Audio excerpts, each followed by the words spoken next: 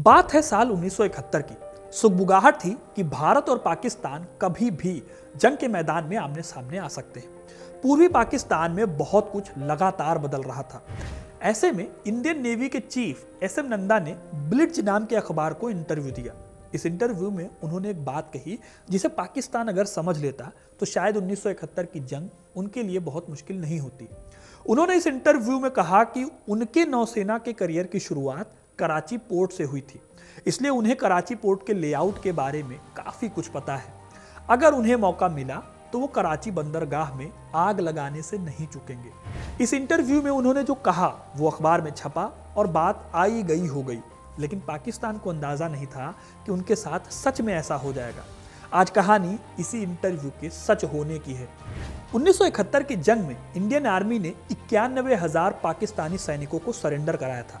मैंने खुद इस पर कई वीडियोस बनाए हैं, लेकिन 1971 की जंग की कहानी सिर्फ 91,000 सैनिकों के सरेंडर की कहानी नहीं है, बल्कि ये कहानी उन 7 दिनों की भी है जब पाकिस्तान का सबसे बड़ा बंदरगाह आग के हवाले कर दिया गया।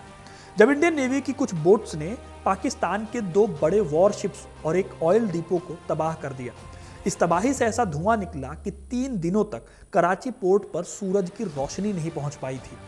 एक बॉलीवुड मूवी में जिस तरह से हीरो सब कुछ करता है, विलेन को पीटता है और बस वो खड़े खड़े पिटता रहता है, वैसे ही इंडियन नेवी ने पाकिस्तान के साथ किया था। इस पूरे ऑपरेशन को नाम दिया गया था ऑपरेशन ट्राइडेंट। हैरानी की बात है कि जो बोट्स इस ऑपरेशन में इस्तेमाल में लाई गई थी, उनका प्राइमरी काम जंग लड़ना था भी नहीं, लेकिन फिर इन बोट्स से इंडियन नेवी ने अपनी लड़ाई लड़ी कैसे, और आखिर कैसे एक बेहतरीन प्लानिंग के जरिए नेवी ने कराची पोर्ट को तबाह कर दिया और पाकिस्तान को घुटने टेकने पर मजबूर कर दिया। आज यही कहानी हम जानेंगे, तो वीडियो को अंत तक जरूर देखिएगा दोस्तों, क्योंकि अपना इतिहास नहीं जानोगे तो खुद को कैसे पहचानोगे। दोस्तों, कहानी में आगे बढ़े उससे पहले मैं आपको दिखाना चाहता हूं सोल्ड स्टोर की ये क्लासिक शर्ट्स, जिन्हें आप चेकआउट कर सकते हो शॉप नाउ पर क्लिक करके और अपने फैशन सेंस को और अच्छा बना सकते हो।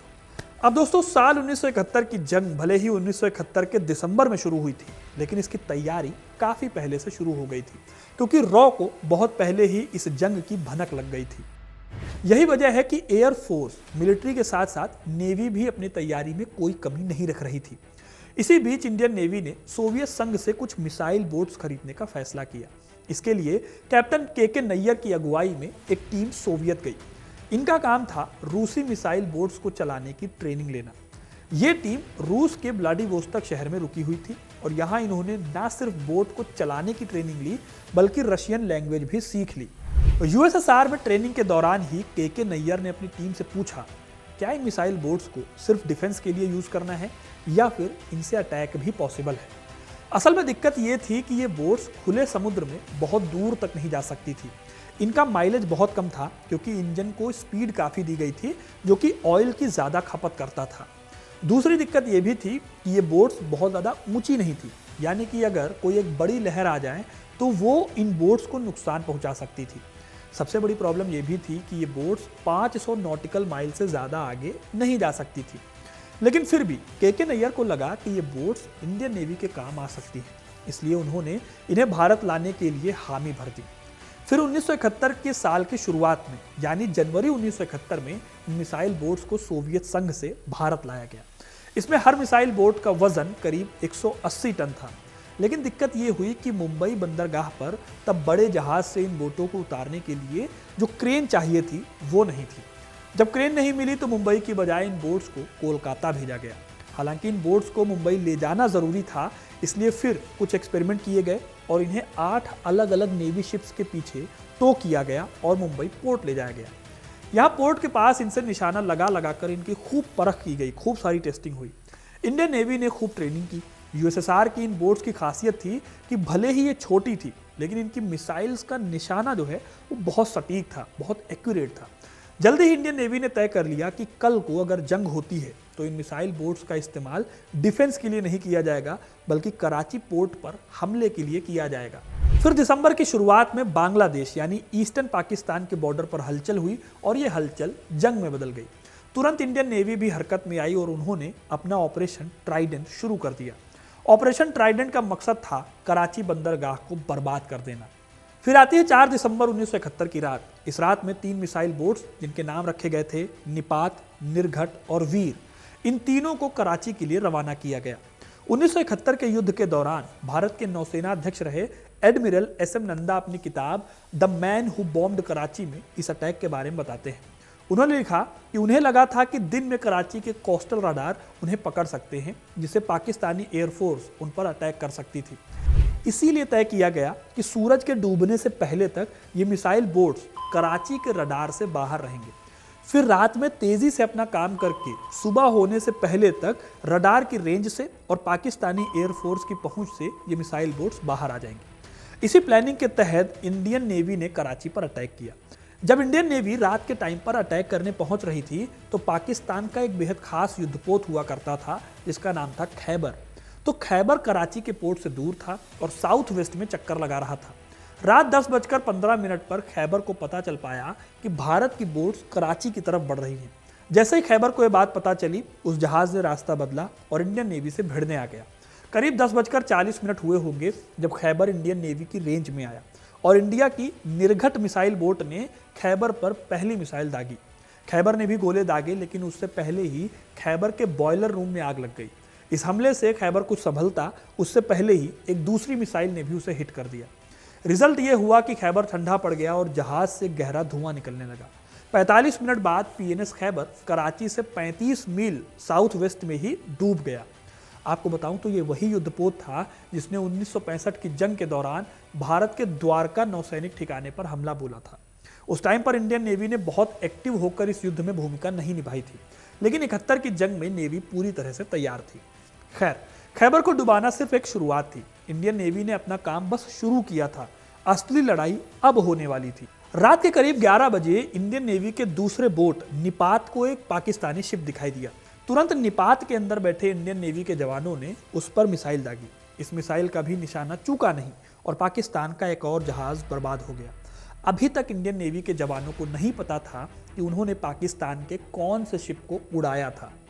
इंडियन डिफेंस रिव्यू के जुलाई 1990 के एडिशन में टास्क ग्रुप के कमांडर केपी गोपाल राव ने लिखा, मेरा मानना है कि उस मिसाइल से पोत में रखे हथियारों में आग लग गई। हमने रडार में देखा कि जहाज के 2 टुकड़े हो गए हैं। वो जहाज बस 8 मिनटों के अंदर कराची से 26 मील की दूरी पर साउथ में डूब गया। जब युद्ध खत्म हुआ तब जाकर पता चला कि उन्होंने जिस जहाज को मार गिराया था, असल में वो पोत सैगोन से पाकिस्तानी सेना और एयरफोर्स के लिए अमेरिकन वेपन लेकर जा रहा था। यानी कि अनजाने में ही सही और कराची पहुंचने से पहले ही 2 इंडियन बोट्स ने इंडिया को जंग में बहुत बड़ी बढ़त दे दी थी। जंग के बाद लंदन के रॉयल रजिस्टर ऑफ शिपिंग से पता चला कि इस पोत का नाम MV वीनस चैलेंजर था, जिसे पाकिस्तान सरकार ने चार्टर किया था। इसको 5 दिसंबर 1971 को दोपहर 1:30 बजे कराची पहुंचना था। हालांकि इंडियन नेवी की बदौलत ये कराची नहीं पहुंच पाया। खैर, तीसरी मिसाइल बोट यानी वीर का सामना होना बाकी था। रात में 11:20 पर वीर का सामना होता है पाकिस्तानी पोत PNS मुहाफिज से। बाकी दोनों बोट्स की तरह वीर ने भी इस पोत को कराची से 19 मील पहले साउथ में मार गिराया। यानी कि मुश्किल से 1.5 घंटे के अंदर कराची पोर्ट के बेहद करीब 3 पाकिस्तानी इंपॉर्टेंट शिप्स नेस्तनाबूद हो गई थी। लेकिन अभी भी इंडियन नेवी का मिशन खत्म नहीं हुआ था। उन्हें आदेश मिला था कराची पोर्ट पर हमले का और अभी भी इंडियन नेवी की मिसाइल बोट्स कराची नहीं पहुंच पाई थी। दोस्तों, इन 3 मिसाइल बोटों को साफ ऑर्डर था, जितनी हो सके उतनी मिसाइल कराची पर फायर करनी है। यही वजह है कि जैसे ही INS निपात को अपनी रेंज में कराची के किमारी ऑयल टैंक दिखाई दिए, उन्होंने उन तेल टैंकों पर भी एक मिसाइल दाग दी। इससे पाकिस्तान को बहुत नुकसान हुआ। हालांकि बाद में ये सभी बोट सुबह होने से पहले ही पाकिस्तान की रेंज से बाहर आ गए, लेकिन अभी भी पाकिस्तान के लिए खतरा टला नहीं था। इंडियन नेवी ने 6 दिसंबर को भी कराची पर ऑपरेशन पाइथन नाम से एक अटैक करने की सोची। उनकी तैयारी भी पूरी थी, लेकिन फिर मौसम ने साथ नहीं दिया। खराब मौसम था और खराब समुद्र की लहरें थी, इस वजह से इस ऑपरेशन को रोक दिया गया। 2 दिन बाद यानी 8 दिसंबर को एक दूसरी मिसाइल बोट कराची की ओर भेजी गई। इसका नाम था INS विनाश। इस मिसाइल बोट के साथ भारतीय नौसेना के 2 फ्रिगेट त्रिशूल और तलवार भी भेजे गए। अपने नाम के हिसाब से INS विनाश में बैठे जयरथ ने किमारी ऑयल टैंक को रेंज में लेकर उस पर अटैक कर दिया। जयरथ ने बाद में एक इंटरव्यू में बताया कि मिसाइल ने जैसे ही टैंकरों को हिट किया, वहां पर जैसे प्रलय आ गई। फिर मैंने दूसरी मिसाइल से पोतों के एक पूरे ग्रुप को निशाना बनाया। इससे वहां पर खड़े एक ब्रिटिश जहाज SS हार्मटन में आग लग गई और पनामा का पोत गल्फ स्टार बर्बाद होकर डूब गया। किमारी तेल डिपो में इतनी बड़ी आग लगी थी कि उसे 60 माइल की दूरी से भी देखा जा सकता था। ऑपरेशन खत्म होते ही जैरत ने रेडियो पर संदेश भेजा, 4 pigeons happy in the nest rejoicing. उनको जवाब मिला, F-15 से विनाश के लिए इससे अच्छी दिवाली हमने नहीं देखी। कराची के तेल डिपो में लगी आग को 7 दिनों तक नहीं बुझाया जा सका। अगले दिन जब इंडियन एयरफोर्स के जहाज कराची पर बमबारी करने गए तो उन्होंने रिपोर्ट दी, ये एशिया का सबसे बड़ा बोनफायर था। कराची के ऊपर इतना धुआं था कि 3 दिनों तक वहां सूरज की रोशनी नहीं पहुंच सकी। पाकिस्तान की नौसेना को इससे इतना धक्का लगा कि उसने अपने सभी पोतों को कराची बंदरगाह के अंदरूनी इलाके में बुला लिया ताकि इंडियन नेवी दोबारा अटैक न कर पाए। दोस्तों, पाकिस्तान शायद इस हमले से बच भी जाता, लेकिन दिक्कत ये थी कि पाकिस्तानी एयरफोर्स से उनकी मदद नहीं मिली। यही वजह है कि ना तो इंडियन नेवी की मिसाइल बोटों को और ना ही एयरफोर्स के विमानों को कोई चैलेंज मिला। वो बड़े आराम से गए और एक बॉलीवुड मूवी में जैसे हीरो सब कुछ करता है और विलन बस खड़े खड़े पिटता रहता है, वैसे इंडियन नेवी ने ऑपरेशन ट्राइडेंट को अंजाम दिया था। भारतीय नौसेना का अरब सागर पर पूरा नियंत्रण हो चुका था। इस जंग के दौरान कराची की जल सीमा से भारत सरकार की अनुमति के बिना ना तो किसी जलपोत को अंदर आने दिया गया और ना ही बाहर निकलने दिया गया। यानी कि एक तरह से कराची पोर्ट जो है वो थोड़ी देर के लिए इंडिया का हो चुका था। तो दोस्तों, ये थी कहानी कराची पोर्ट पर कब्जे की, ऑपरेशन ट्राइडेंट की, जिसने कराची को धुआं धुआं कर दिया था। आपको ये कहानी कैसी लगी कमेंट करके जरूर बताइएगा। वीडियो को लाइक और शेयर करना ना भूलें और ऐसी इंटरेस्टिंग कहानियों के लिए, इतिहास से जुड़े रहने के लिए हिस्ट्री कनेक्ट को सब्सक्राइब जरूर करें। धन्यवाद।